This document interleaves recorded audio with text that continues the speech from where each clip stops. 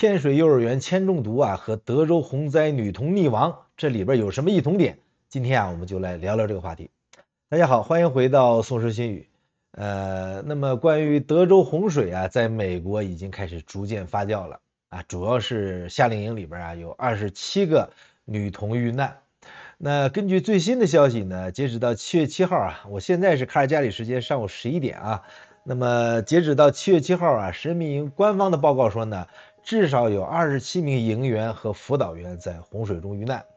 这个数字啊，可以说是毁灭性的啊，它很有可能就意味着呀，和我们之前追踪的11名失踪者啊，就10名女孩和1名辅导员，已经被全部证实遇难了。那还有更多的人可能没有被列入失踪名单的这个受害者也被确认死亡，所以有这么一个来自官方的如此具体的这个死亡人数啊，标志着呢这个搜救工作已经进入尾声了啊。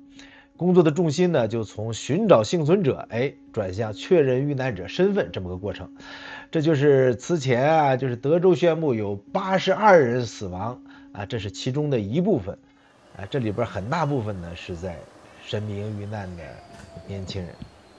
那如果说啊，1932年的洪水呢是前科啊，那这次更新挖出的另一段历史啊，是对这个悲剧的一个嘲讽，可以说啊，维基百科里边显示啊，在1930年到40年代初啊，神秘营呢曾经是为期10天的红十字水上学校啊 （Red Cross Aquatic School） 的举办地。什么意思呢？这是一个很重要的细节啊，就是神秘营在它近100年的历史中啊，它不是一个对水灾毫无所知的组织，而且呢，曾经是美国与最权威的安全与救援机构合作，推广水上安全的这么一个知识模范中心。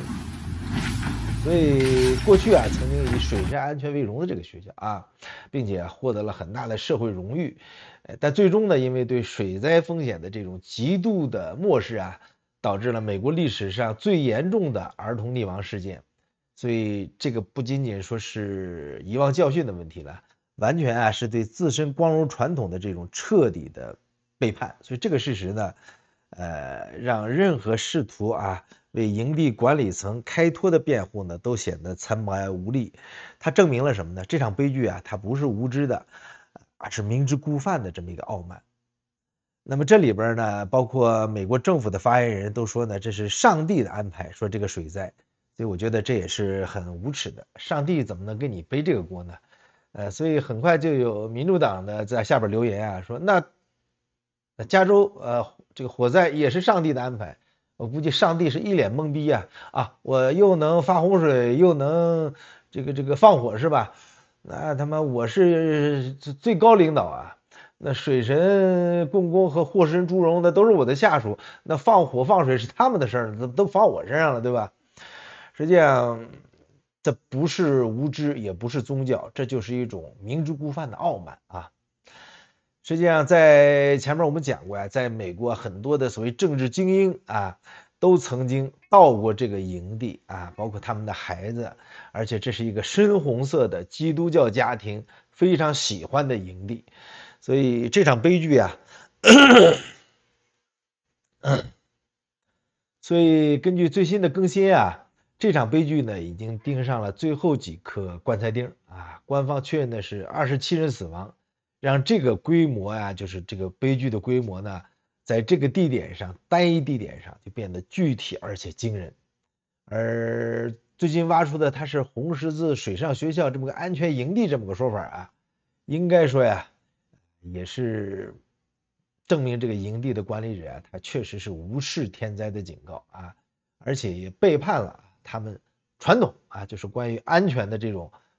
传承。这就是在美国的这个神秘营啊，到现在啊一些更新的信息的更新。那这里边啊还有一个稍微温情的故事，就是什么呢？就是墨西哥队的小姐妹啊，在这个关键时刻救了很多孩子。在关键时刻呢，能救这些孩子的，并不是这些深红州的政客，而是一个墨西哥的小姐妹啊。这个当时呢是这样，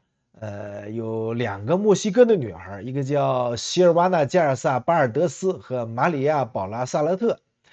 他们呢也是和这些孩子在一起，在这个关键时候啊，发生洪灾之后呢，他们积极的去鼓励、支持这些比他们年幼的孩子啊，很多孩子哭诉啊，我们要死了的时候呢，他们也害怕，但是呢，他们还是内心的，忍住了这个恐惧，表现出坚强，成了这些孩子的主心骨啊。特别是呢，有个细节让我感觉到，就是我们一般成年人可能做不到的，他让每个女孩啊在手臂上都写下他们自己的名字。这在那么一个紧急的混乱中，应该说这是一个充满了远见的这个悲壮之举，就是考虑到最坏的打算，万一失败或者遭遇不测，淹死了，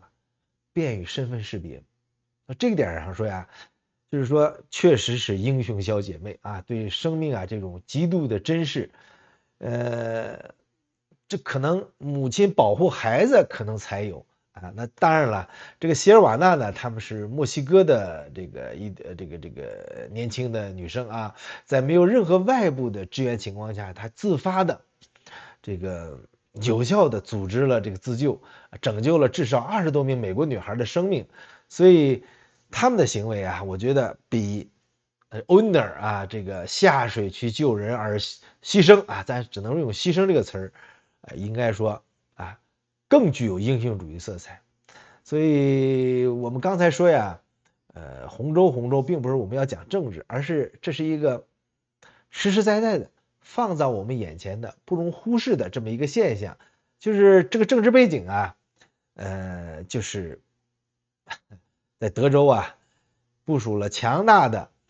对移民强硬甚至排斥的这种政治环境，包括对墨西哥强硬啊，但是到关税问题是吧？现在川普呢正在一封一封往外发信呢，给日本、韩国呢都发了25%的关税，是吧？所以把美和墨加的协议撕毁，就他签署的协议撕毁，又重新来谈没谈定，就是墨西哥啊，在这个事件中啊，实际上是一个被排斥的一个角色。那在这个时候呢，确实是这墨西哥这2个姐妹啊，给成了一个亮点啊，可以说给墨西哥长了脸啊。他就讲了这么一个天灾无情的事实。天灾无情的时候啊，你的父母官也不一定啊能有效。你比如说这个白宫的发言人就说啊，那发生洪水的时候啊，正是半夜，那谁能知道呢？所以这个事儿，你看这就有问题了啊，这就有问题了。是普通的孩子，他不应该天天关注是不是要发洪水，但是你这组织者，你的营地 owner， 你的当地政府的这些领导，你是不是应该知道啊？所以当政客啊在这些安全的后方进行政治表演的时候呢，这2个被他们排斥的墨西哥小姐妹，用他们的生命实践告诉了什么人，就是告诉了整个这些洪州的人什么叫高尚。所以他们啊拯救的不光是这20个孩子，应该说呀也是美国在沉沦的这个价值观。所以现在呢，刚刚看到的数据啊，说总死亡人数呢又上升到83人了，有人说是90人，我还没看到90人的准确数据啊。所以现在的救援行动还是规模很大的，有几百次，大概360多次的这个直升飞机的空中撤离，然后很多的不光是营地啊，还有很多的镇村里边有大量的这个房屋被冲毁，所以这个救援工作确实是规模很大的。但是这2个墨西哥小姐妹的故事啊，也是这个事故中啊为数不多的这个亮点。他们的这个传奇啊，应该说在他们现在19岁，但他们的一生中啊，这都是一个传奇色彩的故事。应该说是永不磨灭的。大家知道，当我们老了的时候呢，都会讲一下自己年轻的时候的这个英雄故事啊，你的光荣事迹向自己的孙子辈儿啊，这个孩子们来讲。那这2个墨西哥小姐妹啊，我觉得她们有的说了，而且历史上明明白白的给她们记上了这一笔功劳啊。所以这个事件刚才我们讲啊，就已经引发了巨大的这个政治纷争啊，就是蓝红2派啊争相把这个问题政治化，而指责对方。我看到的呢，在 Twitter 上，一会儿我把图贴出来，有一位女士呢，就在呼吁说，你不要把德州的洪水啊政治化。他说啊，川普啊没有让洪水滔天啊，他大概是个意思啊。他说川普没让洪水涨到多少英尺啊，哎，但是有人就在扒他的推文，发现呢，他曾经在加州山火的时候指出的意思就是责任全在拜登啊，那这个山火全是你们民主党责任。所以这个事儿啊，就是很精彩，它就像一个精准的这个社会切片一样啊，就展示了就这几天之内，一场天灾和人祸引发的这个大的社会事件啊，就变成了一个美国两党政治斗争的一个最新的战场。哎，这么一个可以说呀，大家都双标，没有例外。这位网友叫萨萨弗瑞萨84啊，他的这个帖子呀是前后相隔6个月啊，就呈现截然相反不同的两种逻辑，就可以说是教科书式的政治双重标准啊。比如对德州洪水，就洪州的灾难啊，他说呢，把神秘营的悲剧政治化是令人心碎的啊，绝对没有人会因此责怪特朗普。特朗普没有让河水在40分钟内上涨27尺，任何把此事归咎于他的这些自由派，就是指民主党人，都只是展现了他们的仇恨和无知。说得很好，我觉得啊，所以逻辑的核心是什么呢？就是天灾啊和政治无关。他把洪水呢定义为纯粹的不可抗拒的自然现象啊，那么认为啊，把它和任何政治领袖联系起来都是非理性的，出于政治动机的恶意攻击。实际上，洪水啊，它真的已经不能算是天灾了，它是可预测的、可观察的啊。那对于加州山火啊，就是在兰州发生的灾难，包括民主党总统在任的时候都是啊，他的观点是什么呢？关于加州大火呀，最可悲和最痛苦的真相啊，是只有当他们看到拜登政府如何对待他们的时候，他们才会明白投票的意义。民主党的政策是毁灭性的，这本来是可以避免的。所以这个逻辑的核心是什么呢？天灾啊是和政治息息相关的。他把这个山火呢定义为完全可以避免的人祸，并把它直接归咎于就是对立党派，就是民主党的这个拜登政府。老拜登你跑不了啊！所以这种鲜明的对比呢，就暴露了它的逻辑本质。灾难的定性，完全取决于灾难发生的时候、地点以及当权者的党派归属。所以，如果灾难发生在自己的政治阵营啊，比如说洪州、德州的时候，他的逻辑就是呢，这是天灾呀，是吧？不应该政治化啊，把这个事儿呢归咎于我们领袖，那是可恨的。那当灾难发生在对立的政治阵营，比如说民主党啊，这个兰州的时候呢，他的逻辑就立刻变成什么呢？这是人祸啊，是对方政策的恶果，他们的领袖负有全责，拜登负全责啊，本来是可以避免的。所以悲剧啊，现在已经沦为了党争的这个弹药。这个萨萨弗瑞斯84的例子呀，就是当前美国政治生态中的一个缩影。在这种高度极化分裂的环境中啊，自然灾害和公共悲剧，好像不能再凝聚这个国民的共识啊，引发比如说集体的哀悼啊、理性的反思啊，大家沉默下来想想，反而常常第一时间就成了党派之间啊，对不起啊，相互攻击的这么一个弹药。所以这里边呢，我觉得有几点，一个是责任的模糊和转移啊，是否应该或者存在合理的政治问责呢？我觉得这个是当然存在的。比如说，我们可以合理的批评特朗普政府他削减气象学家预算，或者他本人啊对 FEMA 的这个矛盾态度，以及这个是否影响了预警和救灾的故事。这个呢是属于对公共政策的和政府履职的这种监督或者探讨，这不是批评。但是党争它是怎么扭曲这个问责的呢？党争的目的啊，它不是为了改进啊，它是为了摧毁对手啊，这么一个执政的合法性。所以呢，批评啊，往往是选择性的、夸大的，而且充满了双标。就像刚才说这个萨萨弗莱斯巴斯一样，他只对对手当权的时候去找不可避免的原因啊，所以这就是一场政治化的攻防战啊。现在呢，这个已经形成一种固定的模式了啊，就是灾难发生的时候，反对党立即指责执政党，就是政策失当啊、救援不力啊、领导无力，而执政党呢，他的支持者就会立刻反击，指责你对方政治化，是吧？你毫无人性，你利用适者获取政治利益等等。这个事儿吧，其实在中国呢也有类似的啊，不是那么鲜明，是什么呢？比如山东发生灾难，我们河北报道；河北发生灾难，那北京报道，它也是这样的，都是本方的阵营肯定不会报道的啊。所以在这个过程中啊，悲剧本身的这个事实，比如说营地管理层的这个过失和当地官员的过失，和遇难者所带来的真正教训啊，就被淹没在这种无休止的、丝毫没有逻辑的这个口水战里边。就是该总结的、该想的没想，就陷入了两极化的这个对战。所以这个叫萨萨弗瑞斯巴斯，它引发的这个网络骂战啊，就像我们确实悲哀的证明什么呢？许多党派支持者来啊，他们都是无脑的，他们坚持自己的政治立场啊，比正视灾难的真相或者说正视事实更重要。他们真正关心的不是，灾难是不是死了多少人，能不能避免，而是关心呢灾难能否成为攻击对方的工具。哎，所以这种双标啊，以及立场先行的这种思维方式啊，就严重的撕裂了这个社会啊，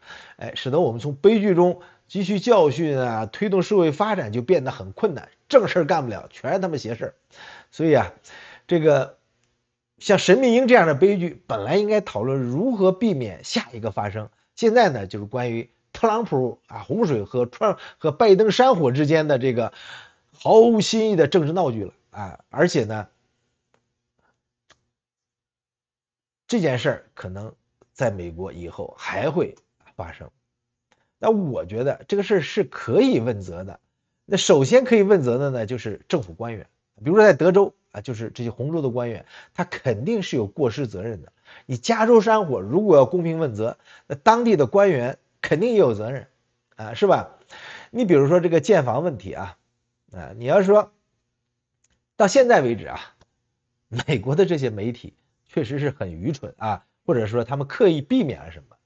到现在为止，我看到的公开报道里边，还没有一个人像我的视频那样，真正的去诘问他们为什么2019年把房子建在了河滩上，谁批准的，谁给的 permit，没有一家媒体提到过。我大概起码我看到的新闻里边我是第一个提到的。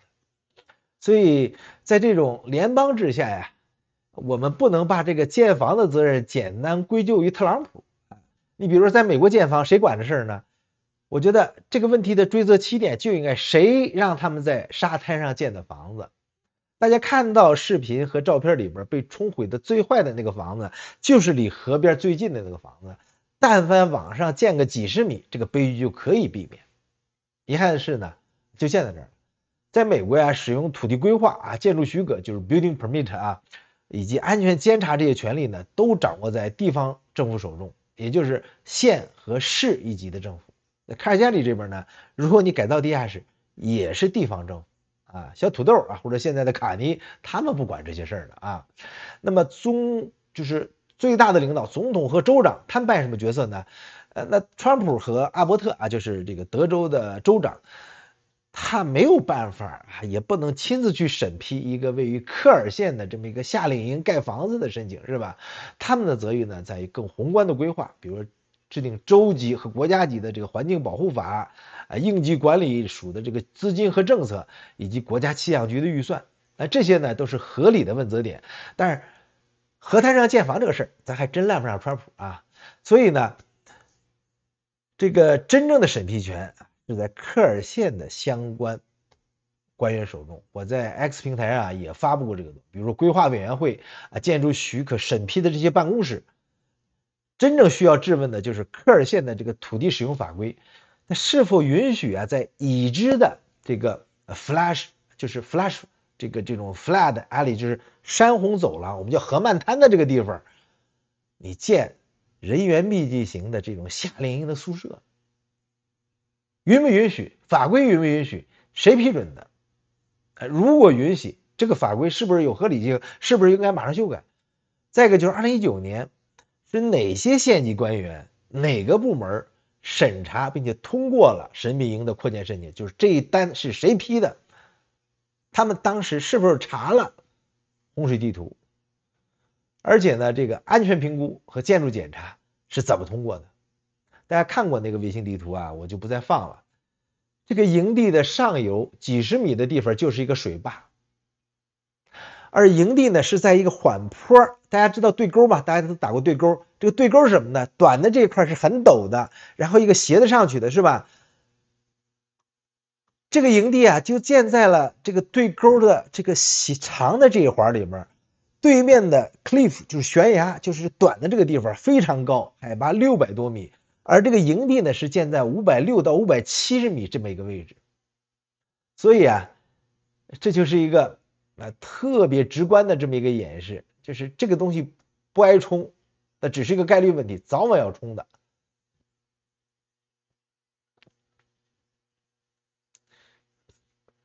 现在呢，这个已经遇难的27个营员吧，大部分都是笃信基督教家庭的这种深红色家庭的孩子啊。应该说呀，德州啊也是美国的共和党最坚定的红州，而且这个神秘营所在的德州丘陵地带啊，更是共和党的核心票仓啊。这个他们会花费很高的费用啊，把女儿送到这么一个推崇传统基督教价值观的夏令营家庭里边，然后呢，他的政治倾向也大概率是保守派共和党的支持者，所以，共和党，特别是德州的共和党，它的政治核心理念呢，就是所谓小政府、少监管、亲商以及保护私有产权。所以这种理念啊，往往对于限制土地开发、环境保护和安全法规，它持排斥态度，它比较放开的。所以呀，批准建设这个营地的大概率，就是共和党的地方官员。而这种最小化的监管的开发模式，它这种政治土壤是有民主基础的，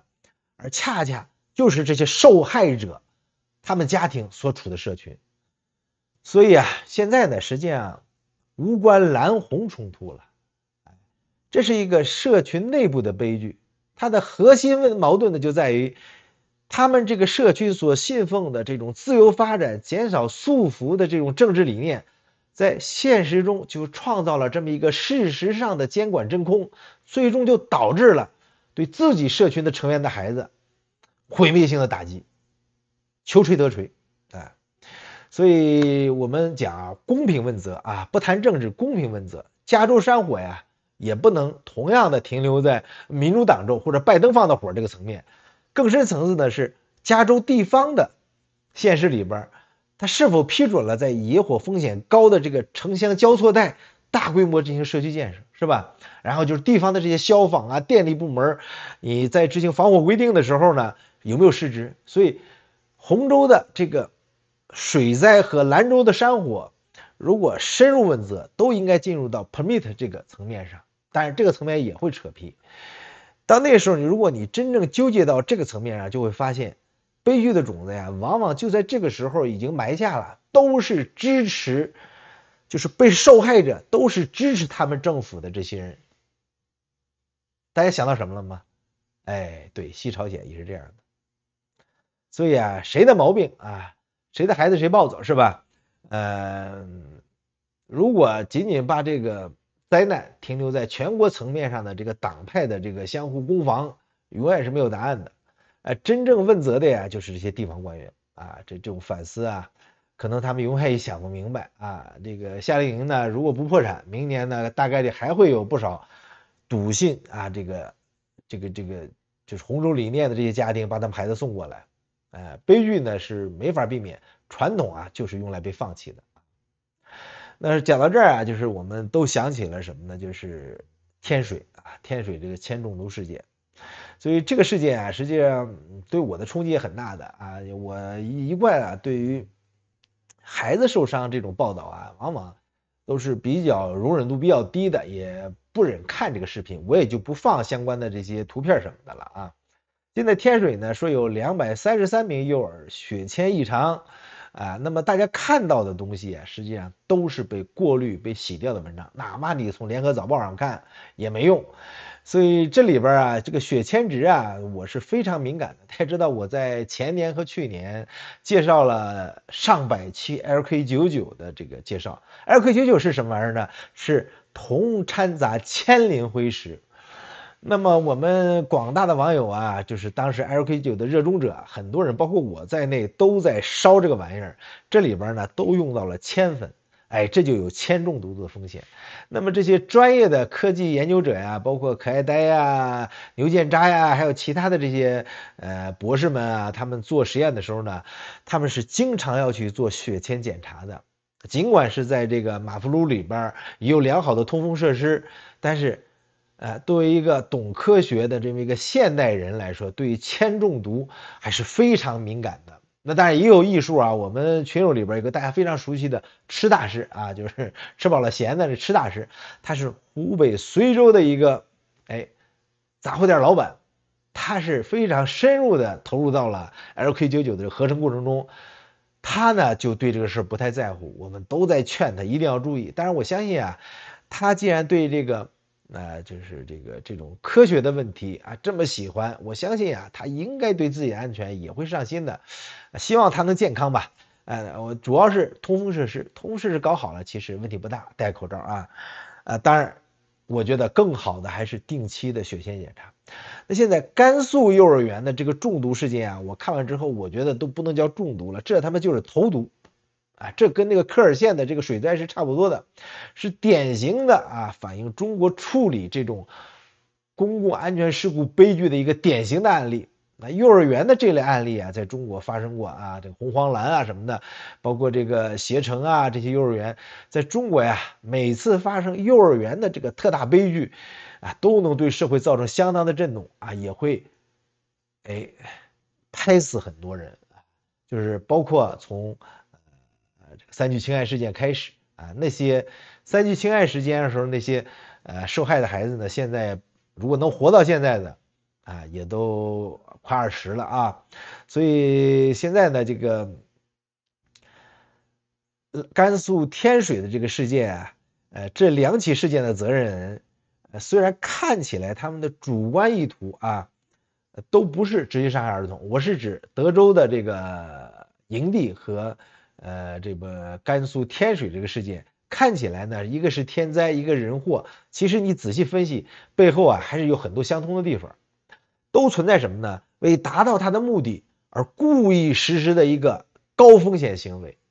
你比如说刚才我们讲的这个铅中毒啊，绝大多数成年人受过中学教育的成年人都知道铅是有毒的，我觉得这个是没有争议的啊。这个甘肃幼儿园里边他的园长和投资人同意后厨人员呢购买使用呢不可食用的这个彩绘颜料，那他的主观意图是什么呢？把东西做得好看点，扩大生源是吧？增加这个收益，让这个面点更好看一些。但是他们的故意实施了什么呢？是在食品中添加了有毒有害物质的这个明确的违法行为。我觉得他们添加这个东西有毒是不用讨论的，他们知道是不用讨论的。所以儿童的铅中毒是这个故意行为可以预见的最直接的这么一个后果。他的故意就体现在了对于法律和安全底线的直接突破上。德州的这个神秘营就是遭水灾的这个夏令营，他也是故意的这种风险赌博，而且他的伤害是一种概率性的后果。因为虽然去世了，这个迪克·伊斯特兰他在2019年决定呢，在已知的有洪水历史的这个河滩上建这个营区，那他的主观意图同样是进行商业扩张和盈利，而不是希望洪水来的时候把孩子给冲走，那他不是这样的。但是他故意无视了巨大的可以预见的这个自然灾害的发生这种风险，所以选择呢和都算不上百年一遇的这种内涝进行一场赌博，赌他在他的任期内，在他有生之年不会发生这个洪灾，但是他赌输了，是吧？他的故意呢也是体现在了对于自然规律和历史教训这种公然的漠视上面。所以呢，我们看无论是甘肃天水的铅中毒和德州洪水的这个神秘营，它是一种都存在重大过错。甘肃的案例呢，更接近于一种直接的主动的犯罪行为，而德州的案例呢，更像是一种被动的带有侥幸心理的带有对巨大风险漠视的这种故意的漠视。所以如果我们从不讲法律从道德角度来说，这2者都要做到谴责。那这两个事件的核心驱动是惊人的一致，就是为了盈利啊，都不是因为无知啊，说我不知道铅会中毒，我不知道会发出来，不是这样的，就是明确为了盈利而忽视安全。这个虽然是官方啊已经洗过的报道了，都说明了动机啊，就是为了进一步扩大生源，增加收益。他们知道这个颜料啊是不能食用的，但是为了让这食物看得更好看，吸引这些家长，所以他们选择了这条路。这个不是不知道风险，而是为了利润啊，他故意，他选择承担这个风险，可以说。那德州的这块呢，它就是为了盈利啊，有大的洪水啊，1932年就发生过大洪水，甚至是红十字会的指定水上安全学校，它不可能对洪水无知的，所以他们扩张的时候呢，就是为了扩大收入啊，提高收入，所以这个无知啊，它不是信息的这种匮乏，而是一种傲慢啊，就是历史不会重演，起码啊，我管的时候不会，上游这个水坝能给我带来绝对的安全，所以啊。这是一种故意的啊，选择性的服务于商业利益的无知，就是掩耳盗铃、五照的装聋的这种。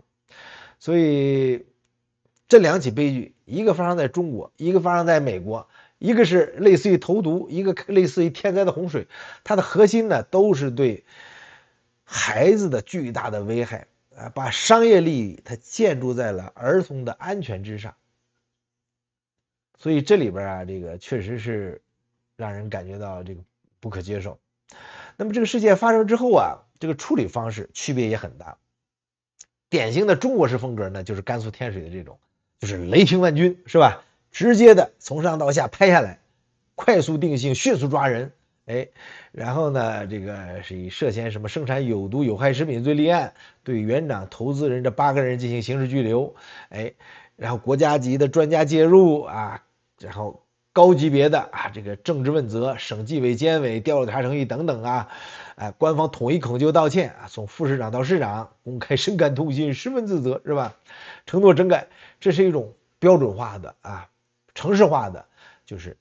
旨在呢尽快平息这个民愤，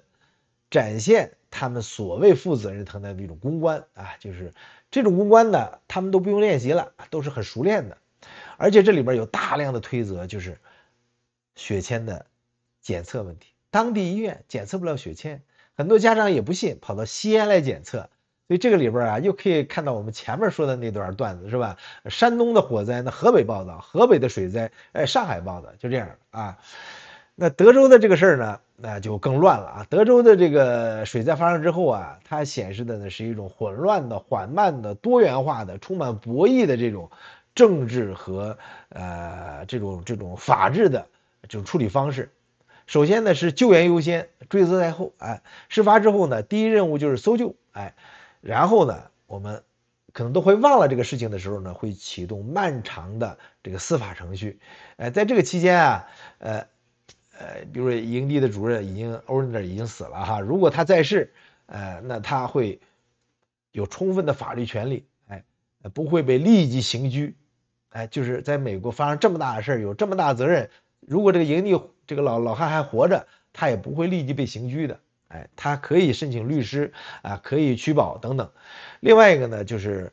在美国这个德州事件发生之后啊，是多方发声啊，比如说川普啊、州长啊、县法官、市长各级官员都分别发表讲话，他的观点呢并不统一而且有的时候是相互矛盾的。比如说川普对气象局的批评，把责任甩给气象局，实际上明眼人一眼就能看到这个责任啊就是欧文德和当地政府的事儿。那么另外一个呢，就是追责要靠法规和选票。如果这个真能痛到这些红州的这些传统的基督教家庭，认识到他们的愚昧的时候呢，他们在选举上可能会有所动作，而不是一个纪委像薅草似的，一把把这个地面的草全薅掉这种处理方式。所以官员的姿态也不一样啊。有一个民选法官，我们在第一期就讲过，他说呢，我们现在没有预警系统，你看这就是典型的推责。而且呢，州长呢在祈祷，而且呢，美国政府的发言人说这是上帝的旨意。你看这都是什么屁话，是吧？所以他们没有公开的表示出这种道歉或者后悔或者是懊悔怎么样的，这是美国社会的特点啊，也是它的这个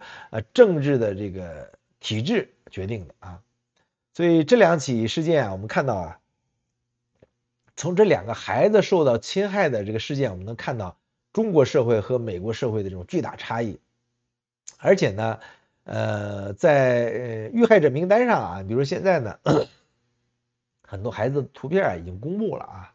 真的是花朵一般的这个年龄，在民间啊也发布了很多的这个民间组织啊，包括这个遇难者家长啊，在发布失踪女孩的照片。当然，这是一种自发的这种绝望的寻人努力利用网络社交力量来寻找幸存者。那么卡尔加里刚刚呢也发生了一个华人男子走失的事件也是在外边张贴了他的照片，在 Reddit 还有 Facebook、Twitter 上，他的女儿都在张贴这个帖子，在找人。那么他的父亲是7月。我看警方贴的呢 ，Calgary Missing People 是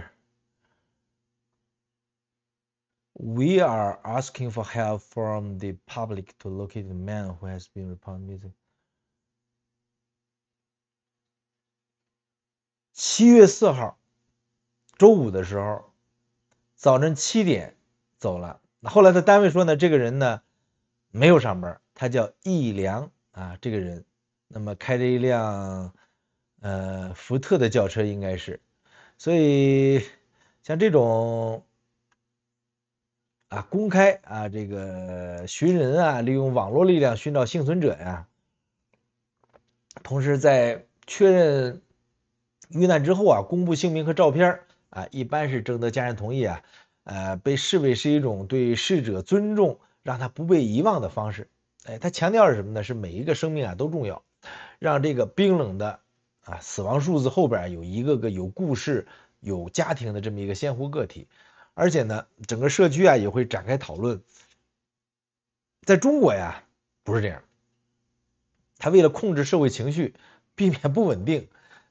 他不公布或者延迟公布这个遇难者名单，现在基本上不公布了。而且呢，你想问问这个事儿，都影响社会安定。最简单的。就是最近的东航MU5735事件，东航这个事件说，如果公布东航的这个事实经过，就会危害社会安全。他考虑的首先不是人，而是社会稳定。那当然，在中国大陆人那不能是真正意义上的人，中国的人和外国的人他不是一类的人所以呢。官方的报道叙事呢，也是不突出个体悲剧，把注意力呢引导到官方主导的这个英雄救援上众志成城、领导关怀这些宏大的叙事。你比如说，刚才我们讲的这个墨西哥小姐妹，那要是在中国的环境下，假如说墨西哥小姐妹变成了蒙古小姐妹，那就是中蒙友谊新的里程碑，这么个叙事是吧？维护政府的这个正面形象和权威。所以在德州洪灾中大家在社交媒体上可以看到很多的这些笑颜的小女孩的照片真的不忍看它是对方社会里边这么一个信息自下向上流动，注重个体价值的这么一种传统。那中国不公布名单呢，它是另外一种说法，就是信息是从上往下，而且呢注重集体而不注重个体的这么一种方式。就是说。你中国的一个人，你其实不是一个人，你是一个人矿，加到一起才能带个人字就是人矿。那现在呢，你比如说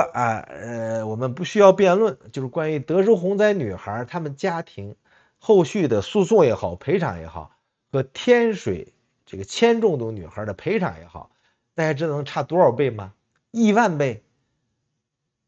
我觉得差不多吧。第一个，当地政府就是天水政府可能会赔一点，但是大家知道天水是个什么地方，很穷的那这个幼儿园园长他的这个所有的资产很多的就是说房产加起来，相对于这个对于200多个孩子终生的这个残疾或者危害来说，也是杯水车薪。我觉得就是天水铅中毒孩子能获得的赔偿。大概率是在几万到几十万之间这么个数字。而参照过去的案例啊，对于这种儿童受到伤害的，在美国的这个诉讼，到数千万美元的都有，甚至上亿美元的。大家知道这个比例是多少倍了吗？啊，是吧？1000万对1万来说就是1000倍。大家想想，美元和人民币还有一个差价呢，是吧？汇率的差呢，所以啊，差成千上万倍的赔偿是可能的。所以这个时候啊，你很难把美国人一条命和中国人一条命放在一块来比，它不是一个纯粹的这个价值的啊，这个赔偿的这个值的这个对比问题。在这个事情发生之后啊，我第一时间呢就看了这个神秘营的官网。当时呢流量太大，服务器顶不住，可能就 crash 了啊，也被网络的洪水冲塌了。那现在呢，这个网站又能访问了，大家可以看到我整理的这个页面啊，给大家看的。这个网站啊，看到什么呢？没有什么太多的悔恨啊或者道歉啊，只是平静的祈祷。那这个事儿呢，就让你觉得他们是不是太冷酷无情了呀？啊，但是呢，这个事儿其实也是美国的传统啊，人家并不是把丧事当喜事办啊。他为什么没有道歉呢？因为啊，在美国呢是发生了这种有法律纠纷的这个事情之后啊，是绝对不能承认过失的啊，这是最重要的一点原因。美国的法律体系里边啊，一旦这个神秘营在官方上发布任何形式的道歉，比如说我们为我们的疏忽深感抱歉啊，就是我们本可以做得更好等等，这些言论啊就会立刻成为法律上的承认过失。那么在未来啊，将来到来的这个巨额诉讼里边啊，会遭到天文数字的这么一个集体诉讼。哎，那这些话会是承当证供啊，那是对方律师啊用来摧毁这个营地进行法律辩护的一个核武器级别的证据。所以我猜啊，这个营地肯定也有律师，他们的律师呢就给出了这么一条，也是最重要的一条建议，什么呢？你可以表达悲伤啊，grief 或者同情啊，sympathy，然后绝对不能承认责任啊，就是 liability。所以我们看这个营地的这个官方声明啊，我们可以逐句分析这些话啊，比如说，神秘营为失去27名营员和辅导员而悲痛啊，这是陈述事实啊，表达悲痛的情绪。我们的心啊，正在承受这场难以想象的悲剧的家庭，一同破碎。我们为他们不断祈祷，把自己和受害者家庭并列，表达呢，我们和你们一样是受害者这么个姿态，而不是我们是加害者。祈祷呢是一种安全的、不需要承担法律责任的这种情感表达，对吧？再一个就是我们一直和地方和州当局沟通，展示一种合作的姿态，哎，表明啊，我自己是负责任的，是吧？我是配合调查的一方。然后呢，下边是我们深深感谢什么什么的，向外界表达感谢，啊，塑造一个积极的正面的这么个形象。然后呢，我们请求您继续祈祷，并尊重每个受影响家庭的隐私。它是引导这个公众情绪啊走向祈祷和安静，而不是愤怒和追责。同时它以保护隐私为由呢，就是试图降低啊这个媒体和公众的追问的压力。另外，这个网站的颜色也很奇怪啊，做过网页的朋友都知道，更改一个网站的颜色很容易的啊，在 CSS 里随便一改就可以了。但是这个网站呢，还是彩色的网站。这个事儿吧，我觉得我也看了很多美国一些大的事件。美国呢，它是没有强制性的啊，就是悲剧发生之后啊，网站必须黑白色的这个社会传统的。但是啊，它是有的啊，有些公司或者个人，会以这样表示尊重啊，但这个不是统一的标准。像神秘营这个地方来说啊，对于铺天盖地的这种法律和媒体压力下，如果他们修改媒体的配色和撤下过去的视频呢？不是他们现在进行危机公关的首要选项，因为在这网站里面还能看到很多过去孩子在这儿高高兴兴的过夏令营的这个视频啊，这种对比啊就很鲜明。他们的全部精力呢，都在于发布一段滴水不漏的有律师逐字审核的这么一个声明上面。所以这也能看出来啊，这个在中美两国呀，对于这个悲剧，对于这个丧事办理的这个差别上啊。所以我感觉啊，这个事情没那么简单啊。我不是阴谋论的推崇者，但是我觉得这个营地背后啊，应该是有大佬的，因为这个营地本身背后确实有大佬的。你想想，总统的夫人，几任总统的夫人都在这当过辅导员，包括他们的女儿，很多政要、官员、议员的女儿，花费几千美元来这过这个夏令营，他是有靠山的，这不是说中国思维能看出来的，人家也不避讳这个事儿，所以我觉得呢，这个神秘营有靠山肯定是一个事实啊，但是呢，他们呢是大佬所以他们懂得怎么用这种顶级的法律和公关资源保护自己。我们看到这个网站的声明呢，感觉到呢，他并不是太不在乎，而是极其在乎这个法律后果，所以写的这个声明是特别小心，字斟句酌啊。所以这种表达悲伤绝不道歉这种危机公关方式在美国实际上很多的这种重大的诉讼来临的时候，这些大公司都会采取这种标准操作流程就 standard procedure， 我们就得这么干。律师呢，你不这么干，律师就要辞职了，可能他们的这种精英背景，确保了他们第一时间呢就能雇佣到全美最好的律师和危机公关的公司来执行这个标准流程。所以，与其说我们神秘营所呈现的这些东西是美国的人情淡漠呢，或者是有靠山人士有恃无恐的，还不如说呢，美国这么一个法治社会中，这么一个商业团体为了自保，他做的这种无奈的决策，也是比较冷酷无情但是呢，他们有宗教用宗教的温情呢来包裹这个悲伤，就是这么一个层东西，所以我觉得还得靠保险这个事到现在为止可能还得靠保险。我不知道天水的幼儿园的孩子有没有保险，但是我觉得参加夏令营的孩子应该是有保险的。但是你说这种商业保险和他的这个法律上的这个责任能分开吗？我觉得分不开意外险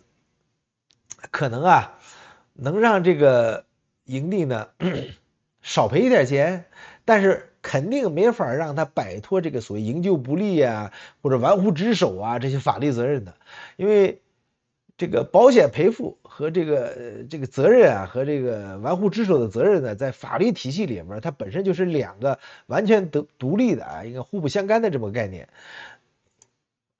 意外伤害险比如说我们出去玩坐飞机都要买的这个保险呢，是家长给孩子购买的，或者说我们自己给自己购买的，或者说呢，夏令营为了作为福利统一被孩子们投保的这也有可能的，就含在你的营地费里边那它的赔付逻辑是基于一个事实的发生不是作为过错方是谁。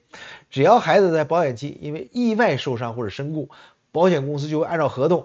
赔付一笔约定好的是吧固定金额的比如说10万美元身故赔偿金给他的家人。这笔钱它的性质是合同赔付，标准的合同赔付。那责任险呢，就是像神秘营这样的这种虽然是民间的，但是它是个商业机构它为了防止自身经营过失而导致他人损失，他也要购买保险。它的赔付逻辑是什么呢？是基于神秘营被法院和仲裁机构认定的负有法律责任。当营地被判需要向受害者家庭，比如赔付1000万美元的时候呢，这个保险就启动了，由保险公司来代为支付这笔费用。这笔这个性质是侵权损害赔偿，这个金额是很高的就是投保的金额是很高的。法律责任是什么呀？法律责任是对法律概念这个是所有赔偿的这么一个核心它就是一方你因为不作为或者是行为不当玩忽职守什么的这些造成了另一方这种财物或者人身的伤害，在法律上你要承担责任的，而不仅仅是一个钱的问题，这是法律决定的。比如说我们酒后驾车闯红灯撞了人，你自己购买的意外险可能会赔付你一笔医药费这是事实赔付。但是因为你喝了酒造成的东西，你喝酒造成的过失，那保险公司是不管的。所以呢，这个神秘营的案例来说意外险或者责任险等等可能会让他少赔一些钱。但是所有的受害者家庭，我觉得几乎100%的他们会联合起来，对这个神秘营和他的母公司发起集体诉讼。这个诉讼理由只有一个，就是不是洪水这个天灾啊，而是你营地管理的严重过失，这个人祸导致的。啊，就刚才我们讲的，在这么高风险的地区，你扩张营地，你无视营地过去1932年就有洪水冲垮的这个事实，而且在收到明确的多轮的天气预报之后啊，没采取任何的疏散和保护措施，没有尽到对未成年的这种最高注意和保护义务，这绝对不是说是上帝的旨意。那个 City Go 在白宫说的那个话啊，所以啊，我们看到的这个美国和中国两起对孩子侵害的这么一个事件里面能看到啊，它的根儿其实是一样的，就是为了利而忽视了险。好的，这是今天啊我们关于中美两国两个大事件的一个回复啊，这么一个视频解读。希望大家呢不要双标啊，不要因为它发生在美国怎么样，它发生在中国怎么样，发生在民主党怎么样，发生在共和党怎么样，你只要不双标，你只要正常分析，你就慢慢就变成个正常人了，好吧？这就是今天的视频，谢谢大家收看，我们下次再见，拜拜。